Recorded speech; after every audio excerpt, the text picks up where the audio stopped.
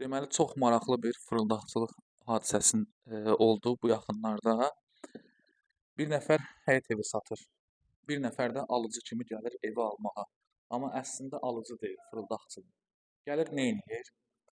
Evə baxır, qiymətdə razılaşır. Deyir, mən bu evi alıram. Bir dənə mebel ustası çağırır evə. Ev boşdur, təmirlidir.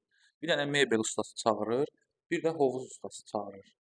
Gəlir ustalara öz tapşırıqlarını verir. Hovuz ustasına deyir ki, mənə 500 manat avans ver, mebel ustasına verim də.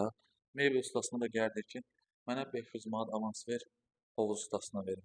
Hər ikisindən 500-ləri alır və ortadan yoxa çıxır. Ona görə müqavilə olmamış, sənəd olmamış heç kimə ödəniş eləməyin. Və görün hardan satılan ev də özün deyil ha. Satılan evə zəng gedir ki, evə baxmağa gəlirəm.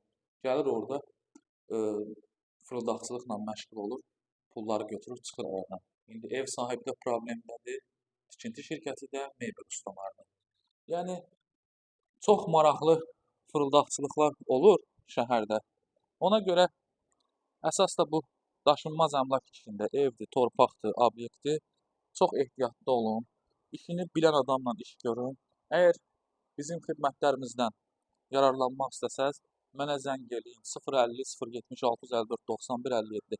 Daşınmaz əmlak işində Bakıda nömrə 1 əmlak şirkəti Birlik Əmlak sizin xidmətinizdədir.